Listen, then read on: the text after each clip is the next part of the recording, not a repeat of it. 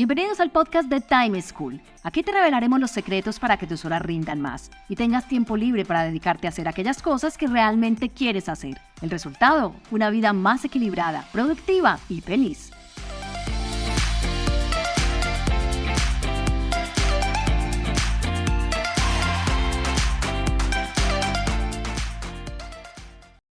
Hola, soy Juan Pablo Lema, un inquieto por la productividad y un estudioso del manejo del tiempo.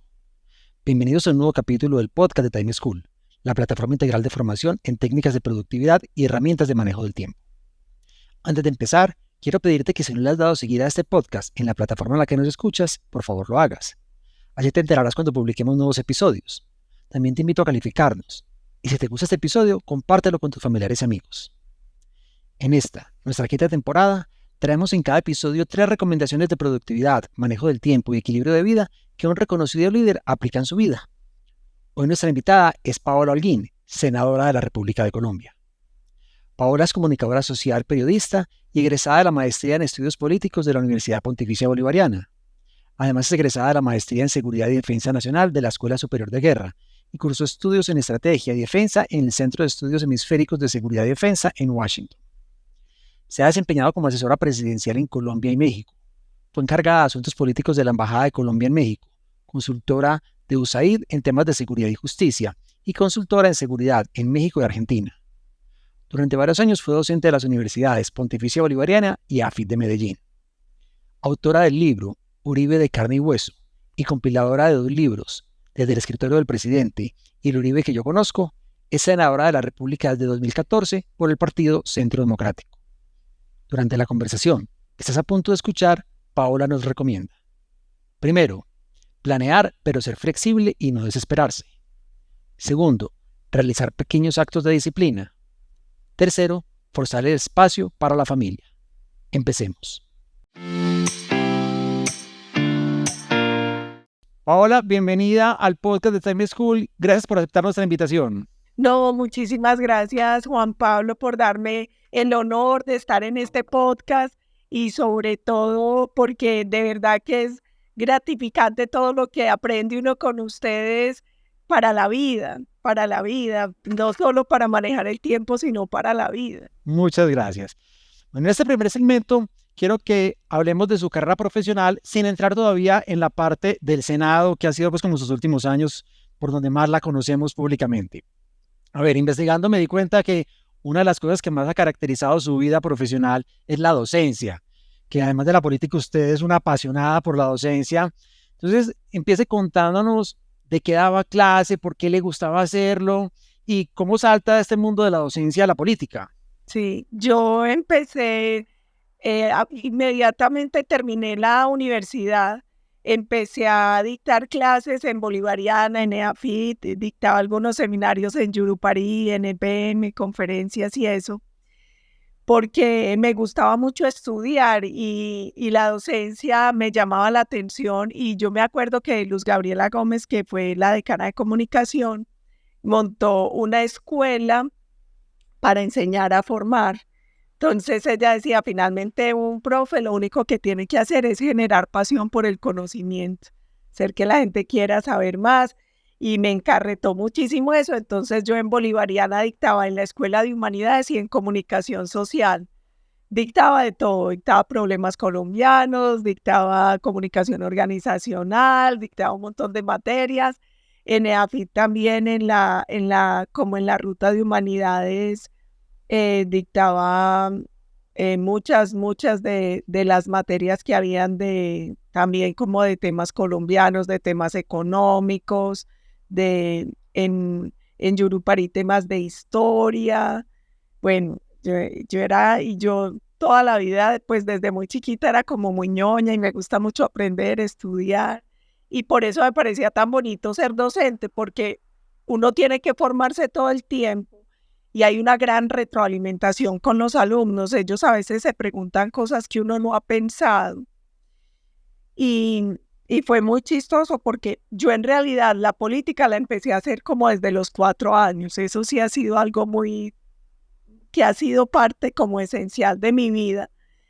Pero siempre era como detrás, como asesorando y haciendo cosas de mecánica, de la mecánica política de elecciones.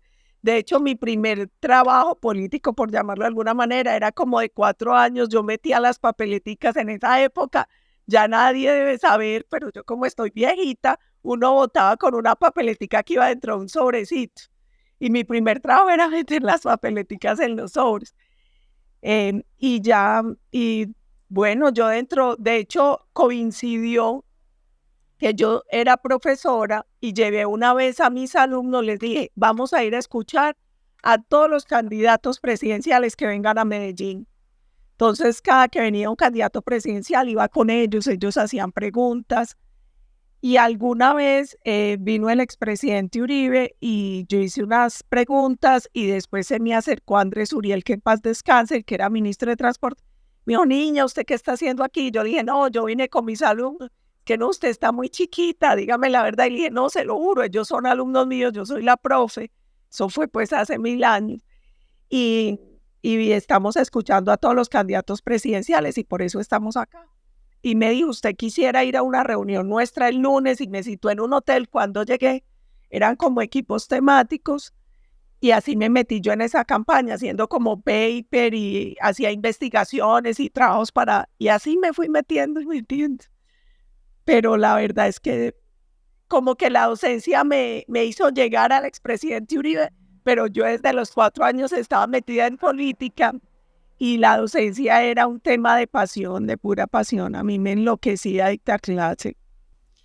Esta vena comunicadora que le transmitía a los estudiantes y pues que es latente en usted, se evidencia claramente en su libro Uribe de carne y hueso. Además me enteré que es una destacada escritora de discursos.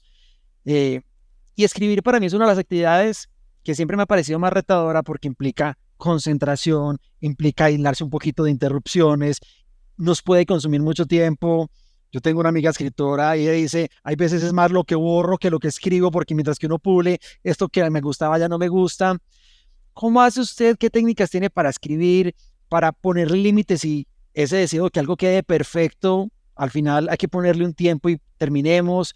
¿Cómo hace para hacerlo bien y sin que le consuma tanto tiempo? Eso es súper difícil. Yo creo que la clave para escribir es leer. Entonces, casi sí, pues trato de leer mucho, y normalmente lo que hago es que primero hago un esquema. Pienso qué quiero decir, quién va a ser el público, y hago como un esquemita pequeño de cuál va a ser la introducción, el medio y el remate, y ya luego me siento. Con la escritura pasa una cosa muy rara, y es que uno no todos los días como que puede escribir. O sea, no es tan fácil, es un ejercicio que requiere mucha disciplina, pero cuando uno logra esa disciplina, pasan cosas muy chéveres, y es que yo a veces escribo un discurso en un vuelo Medellín-Bogotá. O sea, me siento en el avión y en un momentico en el teléfono, en notas, puedo escribir un discurso pero normalmente cuando logro escribirlo así es porque ya está pensado y repensado, ya mentalmente tengo el esquema, sé si voy a usar citas, qué citas son las que tengo que traer. Yo creo que la escritura requiere primero leer mucho y mucha, como el previo, preparación, uno tener como mucha claridad mental de qué quiere transmitir a quién para poder hacer un mapa inicial que hace que la escritura ya fluya mucho más fácil. Y la otra cosa es, un día José Obdulio me regañó, nosotros sacamos 1 o 2 libros al año en presidencia sobre distintos temas, y eran investigaciones gigantes. Entonces cuando sale el libro, claro, uno siempre dice, se puede decir mejor, se puede decir distinto, me faltó esto. Y él me decía, un libro no es tu hijo, suéltalo. O sea, no amarre tanto, no, suéltelo. Entonces, sí, es uno entender que seguramente cuando lo relea, voy a sentir que algo le faltó, que algo no salió del todo bien, pero uno no se puede quedar puliendo eternamente. Entonces es aprender a soltar. O sea, llega un momento donde uno dice, bueno, se fue así, le da la bendición y chao. Porque si no, si uno 1000 veces lo lee, y yo casi siempre busco que en los libros, las columnas, los discursos los lean 2 o 3 personas más. Porque a veces cuando uno escribe, para uno es muy claro, no necesariamente lo es para el lector. Entonces yo siempre busco que otras personas externas que no tienen idea lo lean para saber si lo entenderían, si creen que les falta algo, y eso ayuda mucho. Que hayan más ojitos detrás de los textos ayuda demasiado. Bueno, pues solo en este caso de ese aprendizaje o de ese mensaje que le dejó José Obdulio, yo soy convencido de que uno aprende en la vida, no solo de manejar el tiempo, pues en este caso manejar el tiempo, que es lo que nos convoca en este podcast, mirando los líderes que uno tiene a su alrededor, personas que han transcurrido otras cosas, y digamos que por eso usted está invitada aquí en este podcast, en este grupo de líderes, y quisiera saber específicamente, cuando usted fue asesora presidencial, tanto del expresidente Álvaro Uribe aquí en Colombia, como del presidente Felipe Calderón en México, ¿algún aprendizaje que le han dejado estos dos líderes frente al manejo del tiempo, frente a su priorización, frente a su organización en unos cargos que demandan tanto de las personas? Yo creo que hay varias cosas. La primera es los cargos de presidente son muy demandantes de tiempo, porque las demandas de la ciudadanía no tienen horario. Entonces uno tiene que aprender como ellos a tener una disponibilidad 7x24. Y viéndolos trabajar hay como muchas cosas, y ellos sabían diferenciar qué era importante, qué era urgente y qué era importante y urgente. Entonces, como que eso les ayudaba. Las agendas presidenciales son muy complejas porque se tienen que organizar con mucho tiempo, pero tienen que ser lo suficientemente flexibles porque cualquier cosa puede pasar. O sea, una emergencia que suele suceder en todos los países o una situación extraordinaria obliga a desbaratar una agenda completa que usted lleva meses armando. Entonces, yo creo y una cosa que era muy importante es que eran 2 presidentes, sobre todo el presidente Uribe, que dormían poco.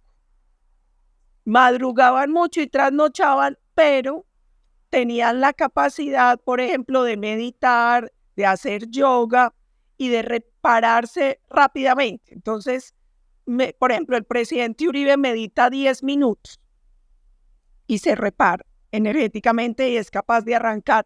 Yo me acuerdo, yo no sé si los oyentes recuerdan, cuando nosotros íbamos a hacer el TLC con Estados Unidos, hicimos una jornada maratónica en televisión donde todo mundo podía llamar a preguntar lo que quisiera, lo que fuera. Entonces era el presidente con los ministros para responder todas las preguntas de los ciudadanos, y eso duró hasta la madrugada. Y el presidente simplemente interrumpe un momentico, va, medita, y con 10 minuticos está como nuevo. Y yo lo he visto. Además, creo que les ayuda mucho, que aprende, que se vuelve tal la disciplina y la práctica que pueden meditar en una silla de avión, en el piso, en un pasillito, en donde sea. No necesitan pues como un entorno muy especial, sino que logran hacerlo en cualquier lugar, y eso era muy importante. Y yo creo que la clave es, si uno quiere que le rinda, pues no perder tiempo, no dormir más de la cuenta, no permitir que las reuniones se alarguen más de la cuenta, aprender que hay cosas importantes, que hay cosas urgentes y hay cosas que realmente son importantes y urgentes a la vez. Y yo creo que eso era muy importante en ellos. Y el presidente Calderón también era sumamente trabajador. Yo creo que la diferencia era en los equipos, porque el equipo de la presidencia de Colombia era muy pequeñito comparado con el de México. Y por ejemplo, el presidente Uribe tiene una gran capacidad comunicacional y era muy instintiva. En México era muy técnica, entonces allá todo se medía en encuestas, en focus group, y eso a mí me permitió ver como 2 formas de gobernar y de comunicar diferentes. En una que era con mucha disciplina pero mucha intuición, y en otra que era con mucha disciplina pero con muchas herramientas técnicas. Bueno, quiero que miremos a su paso por el Senado, a su actividad como senadora de la República. A ver, Lo que percibimos del público general es que en general las sesiones en el Senado son largas y agotadoras. Hay veces es medianoche a la madrugada y todavía están sesionando, terminando temas. Uno podría decir que los horarios son poco ortodoxos, o sea, no es el 8 o 9, 5 o 6 de la tarde, sino que es distinto a la jornada tradicional. ¿Usted personalmente qué prácticas utiliza para mantenerse productiva en estas sesiones tan largas y agotadoras y que a pesar de esas condiciones tan adversas, usted pueda funcionar? Yo creo que a mí me sirve mucho que yo tomo todo el tiempo nota. Entonces, en el computador, a medida que se va votando, yo voy revisando el cuadro de resumen de los proyectos de ley y yo anoto todo. O sea, si me preguntas cómo votaste tal proyecto, yo busco la fecha y le digo los artículos tal y tal los voté positivos, tales y tales los voté negativos, en este no voté, en este se desbarató el quórum. Y a mí eso me ayuda porque es muy fácil distraerse cuando uno está cansado en una sesión que puede durar 14, 16 horas. Nosotros, como no podemos sesionar 2 días seguidos, muchas veces lo que hacemos es que interrumpimos la sesión faltando 5 para la medianoche y luego a las 12:30 reactivamos un nuevo día y una nueva sesión y nos podemos ir hasta las 4 o 5 de la mañana. Entonces, yo creo que a mí me ayuda a estar concentrada, que voy tomando nota de todo y voy haciendo notas también de lo que va pasando en los procesos de votación. Y cuando a veces son proyectos muy simples y donde yo no tengo muchas observaciones, aprovecho y voy escribiendo columnas, o sea, voy tratando de hacer otras cosas en paralelo, porque yo creo que esas jornadas tienen varios problemas. Uno, que a veces son demasiado extensas y eso también físicamente es muy agotador. Y la otra cosa es que allá uno nunca sabe al final a qué hora va a trabajar, porque a nosotros nos pueden citar a las 11 y a las 10 llega y dice que ya no es a las 11 sino a las 2 y a las 2 llega y dice que es a las 4, porque como no pueden sesionar la plenaria y las comisiones al tiempo, si una comisión tiene un tema urgente y no puede interrumpir, pues la plenaria se tiene que ir aplazando hasta que la comisión acabe. Entonces, otra cosa es aprender a ser flexible y a respirar, porque si uno es muy psicorrígido, se enloquece allá, porque allá te dicen una hora y no necesariamente es esa hora. O sea, te pueden citar a las 11 y la plenaria puede empezar a las 3 de la tarde tranquilamente. Y te pueden decir que vamos a sesionar hasta las 8 de la noche y se puede ir hasta las 12 tranquilamente. Porque, por ejemplo, si es un debate de control político, no hay control de cuántas horas va a durar y puede durar hasta 2 días. Entonces, yo creo que hay que aprender a respirar, a tratar. Nosotros también tratamos de comer cosas pequeñas ahí mismo en el escritorio. Y de calmarse, de no, porque si uno es demasiado rígido le cuesta porque allá no todo pasa en los tiempos que se supone deberían pasar. Pero otro de esos retos no solo es el horario de las sesiones, sino la distribución geográfica. Los senadores tienen que trabajar en Bogotá, pues digamos que las sesiones son en Bogotá, pero tienen que estar conectados con las regiones, con las comunidades, visitándolas, escuchándolas. Muchas veces sus propias residencias son en otra ciudad. Yo esto lo llamo casi que el don de la ubicuidad, estar en 2 partes o más al tiempo. ¿Usted cómo hace para no agotarse, para viajar de un lado a otro, para estar atendiendo a la comunidad al mismo tiempo las sesiones y temas personales? ¿Cómo lo maneja? Pues para la gente a veces es un poco raro, porque normalmente en mi caso yo vivo en Medellín, entonces yo estoy lunes y viernes atiendo agenda en Medellín, martes, miércoles y jueves normalmente Bogotá, pero eso también varía. Por ejemplo, en esta etapa final estoy en Bogotá lunes, martes y miércoles. Hoy yo me tengo que ir a Bogotá a sesionar. Entonces ya me quedan jueves y viernes para Medellín y sábado y domingo regiones. Y a veces, si es campaña, tenemos que tratar de hacer 5 municipios al día. Entonces, para la gente eso también es un poco complejo. Uno que aprende primero a viajar cómodo, porque no siempre los vuelos salen a la hora que es. Entonces, primero, como hay que estar viajando, tratar de estar cómodo. 2, no desesperarse. Uno llega al aeropuerto y el vuelo no es a esa hora, sino 2 horas después. Entonces, yo trato de llevar libros y pendientes para trabajar en el vuelo o en las esperas en los aeropuertos. Y a veces la gente critica eso porque dicen que no está bien en los desplazamientos, por ejemplo, ir revisando teléfono ni leyendo, pero a uno se le vuelve un hábito. Entonces yo aprovecho y muchos de los chats, como son tantos, los respondo en los desplazamientos terrestres o hago las llamadas pendientes porque no hay mucho tiempo para perder. Y la otra cosa es, mi papá, que en paz descanse, me decía: mija, si no quiere sufrir, disfrute toda la música, toda la comida, aprenda a dormir en cualquier almohada. Porque literalmente la vida de nosotros es así. O sea, yo estoy más tiempo en hoteles que en mi casa. Yo alcanzo a estar como 2 noches en mi casa. El resto del tiempo estoy en hoteles. Y hay que aprender a disfrutar eso, y a aprovechar el tiempo, aprovechar los recorridos, a tratar de mantenerse uno muy descansado, incluso en la ropa que usa. Cosas tan simples como es, yo veo a veces señoras con unos tacones gigantes y yo digo: Dios mío, ¿cómo hacen para aguantar el vuelo, las horas de espera? A veces la sala está llena y te toca esperar parado. Yo tampoco tengo problema y lo confieso. Si ven una señora por ahí sentadita en el piso con el computador trabajando, esa puedo ser yo, que yo me siento en el aeropuerto en el piso para ir trabajando si no hay sillas, sin ningún problema.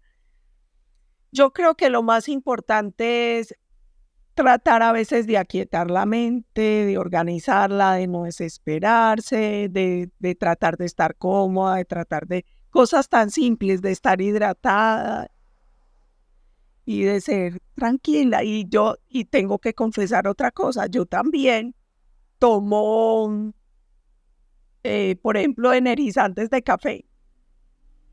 Sí, cuando ya siento que me reventé, cojo el energizante de café y listo, cualquier energizante natural.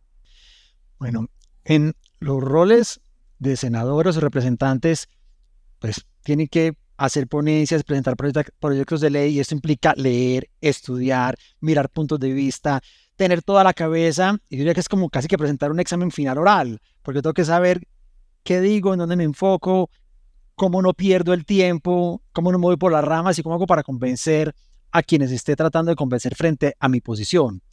¿Usted qué técnicas tiene para lograr ser precisa en un medio o en un mar de tanta información y con tantas cosas que hay que tener en cuenta?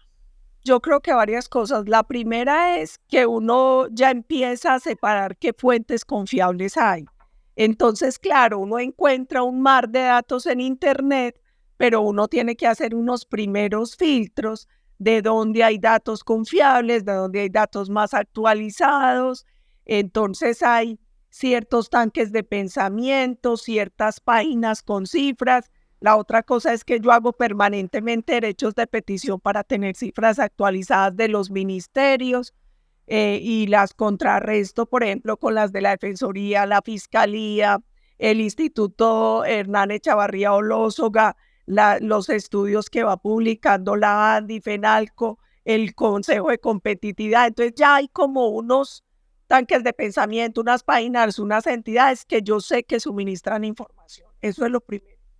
Segundo, yo trato de asistir a los congresos, porque ahí encuentra uno muchas, por ejemplo, uno va al congreso de Asobancaria o de la ANDI o de minería y van los expertos y ahí tomo muchas notas. Yo soy muy ñoña, notas, pido los estudios.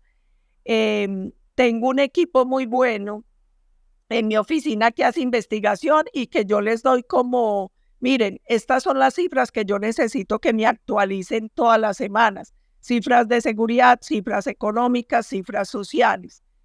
Y la otra cosa es, cuando yo presento un proyecto, digo, a ver, este proyecto, ¿a quién beneficia, a quién perjudica? ¿Quiénes pueden estar a favor y quiénes en contra?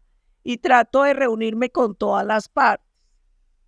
o de enviarles el proyecto para que me envíen notas, recomendaciones. Por ejemplo, hace poco, con el representante Juan Espinal, yo presenté un proyecto para proteger la propiedad privada contra la invasión de tierras.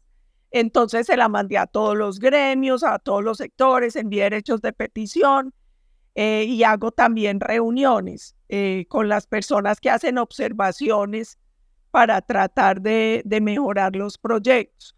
Pero ¿qué creo yo que es importante? Primero, uno tiene que tener claridad de qué datos son los necesarios y cuáles son las fuentes confiables, porque hay demasiada información, pero uno tiene que tratar de buscar fuentes que uno sepa que es información verificada. Y la otra cosa es ir directamente a las fuentes, ir a los gremios, a las personas que se favorecen, que se perjudican con los proyectos. Eso ayuda mucho. Y a la hora de hacer la exposición, yo siempre hago como un esquema básico. Primero, cuántos artículos trae, el resumen de lo que dicen los artículos, beneficios, desventajas del proyecto y comentarios de los sectores interesados al proyecto de manera resumida. Y me gusta mucho siempre defender con cifras. Yo ahí tengo que hacerle como una observación, doctor Juan Pablo, un poco, a ver, que no suene mal, pero yo creo que hoy uno de los problemas que hay en política y en muchas partes es que el relato quiere matar el dato. Entonces empiezan a decir cosas como si fueran verdades sin sustento. A mí eso no me gusta. A mí me gusta siempre justificar con datos, con cifras exactas, con mediciones. Y yo creo que eso hace también creíble la defensa de los proyectos y la elaboración de los proyectos. Yo creo que no se puede menospreciar la prueba científica y creo que la altura en la política, al debate se le da cuando se logra una argumentación basada en datos, en cifras, en fuentes creíbles, en citar exactamente lo que dicen las fuentes, los estudios, porque sí, a veces es duro el debate cuando se hace más desde lo ideológico y no desde la prueba. En este último segmento quisiera alejarme un poco de la parte profesional y pensar más en la mujer, en Paola. A ver, nos ha dicho ya en 2 oportunidades que usted cuando estudiaba era muy ñoña, muy estudiosa, pero digamos que eso trajo muchos créditos como haber sido la mejor bachiller de la UPB en su momento. De esa época de juventud, ¿usted qué recuerda, qué utilizaba? Porque cuando uno está en el colegio, están los que estudian y si estudian entonces de pronto no hacen mucho deporte, de pronto no rumbean, de pronto no hacen otras cosas. ¿Usted qué técnicas utilizaba o qué estrategias para poder manejar varias actividades como la que nos mencionó de ir a meter las papeleticas en los sobres para las votaciones y participar activamente con su papá en temas también políticos? ¿Qué hacía para poder ser buena estudiante, ser tan dedicada y tan juiciosa, pero a la vez atender otras cosas? Bueno, primero el tema del deporte para mí era fundamental porque eso me daba disciplina. Entonces yo practiqué muchos años atletismo y natación y fui de la selección Antioquia y también era del grupo de natación de la Bolivariana. Entonces para mí el tema del deporte era muy importante. La única dificultad era que yo estudiaba en la mañana y hacía atletismo y natación en las tardes como 3 veces a la semana. Entonces me enseñé a estudiar de noche, a trasnochar mucho. Entonces yo desde muy pequeñita duermo más o menos 4 horas, 4 horas y media. No duermo tanto y eso hace que me rinda mucho el día. Y en el colegio era demasiado ñoña. Entonces yo sigo siendo muy amiga de mis compañeras del colegio, que a todo el mundo le parece increíble porque somos amigas hace 40 años. Y cuando hablamos todas se ríen porque yo era la que me leía el libro completo y les pasaba los resúmenes, los personajes. Yo era monitora de filosofía, yo era la que les daba clases de cualquier cosa que no entendían en mi casa. Eso sí, sabían que si se iban a estudiar a mi casa les tocaba amanecer porque yo llegaba muy tarde después de entrenar y ya nos poníamos a estudiar hasta la madrugada. Pero yo creo que primero el deporte ayuda mucho. Ayuda increíble porque, y yo todavía cuando tengo un ratitico, trato de nadar a las 6 de la mañana o a las 9 de la noche si me queda espacio. El deporte ayuda. Yo quisiera tener más disciplina porque siento que sí es importante. Y dos, a mí me rinde porque no duermo tanto. Yo siento que uno puede tener pocas horas muy reparadoras. Hay gente que duerme muy largo y se levanta cansada. Yo creo que uno tiene que buscar técnicas y hábitos para poder dormir profundo, así sea poquito, pero que sea un sueño reparador. Entonces, no estar con el teléfono pegado, con el televisor pegado, sino disponerse, bueno, voy a dormir y es a dormir. Pero sí, me ayudaba mucho que tenía la disciplina del deporte cuando estaba en el colegio y que no he sido muy dormilona, digamos. Eso me ha ayudado mucho. Bueno, en una jornada normal suya, aunque ya hemos visto pues que todas son distintas, si estoy en Medellín, si estoy en Bogotá, si es sesiones, si estoy visitando regiones, pero si uno dijera, vea, tengo estas rutinas o estos hábitos, en general los practico y me ayudan como a mantenerme nivelado, con buen nivel de energía y activo. Lo primero es, yo trato de levantarme siempre muy temprano, a las 4:30 de la mañana. Importante la disciplina, los pequeños actos de disciplina, tender ahí mismo la cama. Tomarme un vasito de agua apenas voy a arrancar, me arreglo, y empiezo, si me toca revisar redes, si me toca arrancar para Bogotá, hago todas las jornadas, por la noche también paro y bueno, ya voy a dormir y chao computador, teléfono, todo y es disposición para dormir. Y los días son muy distintos porque, por ejemplo, si yo estoy en Bogotá, me levanto a las 4:30, me tomo la agüita, desatraso algo, voy nado 1 hora, si puedo, nado de 6 a 7, ya me voy para el congreso todo el día, normalmente llego muy tarde. A veces si me ponen las reuniones muy temprano y logro terminar antes de las 9, nado de 9 a 10 de la noche. Y también saco los tiempos para almorzar, así sea la carrera. Normalmente si estoy en Bogotá, almuerzo con todo mi equipo en la salita de juntas para poder ir trabajando mientras vamos. Entonces vamos almorzando y conversando un poquito como el trabajo, Pero tener como la disciplina de desayunar, almorzar y comer, así sea carrereado poquito, pero tratar de hacer como esas pausas, obligarme a esas pausas, porque también me ha pasado que hay días que desayuno a las 5 de la tarde y esos días uno no produce igual y se siente agotado. Entonces, mientras pueda, trato de tener la disciplina de tomar agua, de comer las 3 veces al día, la disciplina de dormir, así sea poquito, pero dormir profundamente. Si puedo nadar 1 hora, trato de hacerlo 2 o 3 veces a la semana.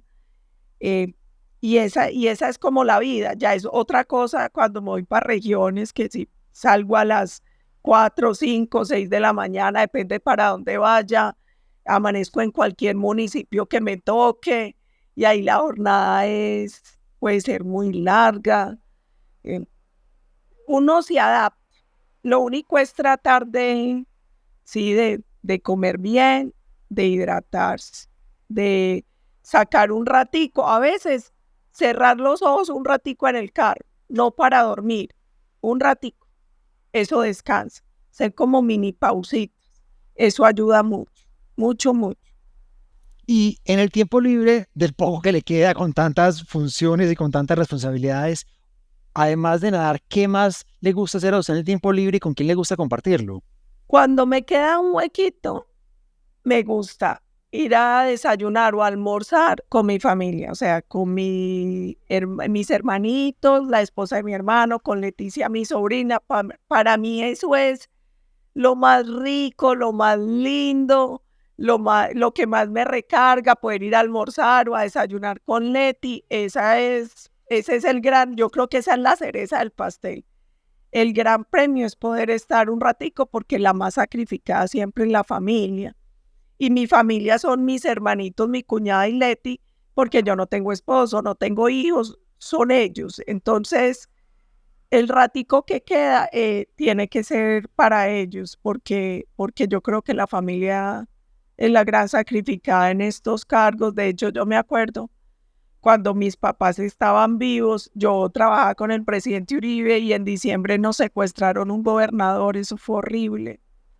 Y mi mamá era desesperada llamando que si no iba a pasar Navidad con ella, porque era el 21, el 22, el 23, y nosotros en esa situación tan compleja. Finalmente, dolorosamente, asesinaron al gobernador. Entonces ya el 24 no había vuelo, nada. Entonces me vine por tierra. Desde un amigo me dijo, venga, yo la llevo en el carro y vámonos para Medellín para que pueda. Y llegué antecitos de medianoche a pasar Navidad con el corazón destrozado, pero estuve ahí.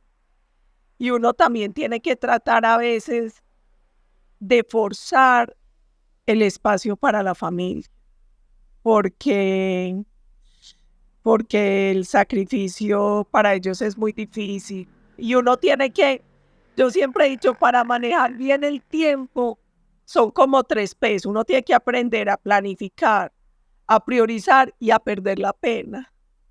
Porque a los políticos a veces les gusta mucho invitarlos a reuniones eternas sin sentido. Y uno tiene que perder la pena para saber cuándo dice que no y para decirle a la gente, esta es una reunión que dura 1 hora o 2 horas, porque si no se le vuelve a uno inmanejable el tiempo, inmanejable. Entonces yo creo que uno prioriza, planifica y pierde la pena. Así es. Paola, muchísimas gracias por abrirse de esta manera, por compartir con todos los oyentes pues aprendizajes, vivencias y experiencias, no solo suyos, sino de los líderes y de las personas con las que ha trabajado, que con seguridad van a ser de mucha utilidad para todos los que nos escuchan. No, muchísimas gracias, doctor Juan Pablo. Y créame que soy yo la que aprendo mucho con su podcast, porque los empresarios son mucho más organizados. Nosotros los políticos tenemos una vida ahí medio loca. Pero además, yo creo que si hay algo que uno tiene que aprender en la vida a manejar es el tiempo. Eso no hay cómo recuperarlo.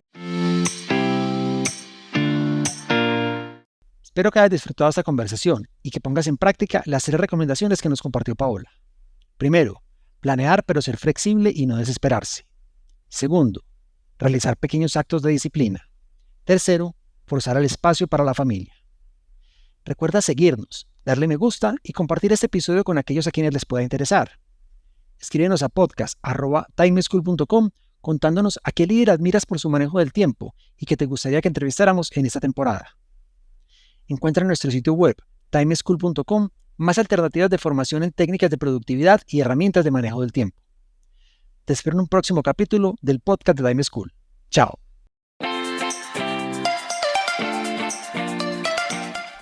Encontrémonos en un próximo capítulo con una nueva situación y más recomendaciones para que seas más productivo y feliz. Recuerda enviarnos los audios con tus preguntas, dudas e inquietudes al WhatsApp en Colombia 321-700-4810, por correo electrónico a podcast@timeschool.com.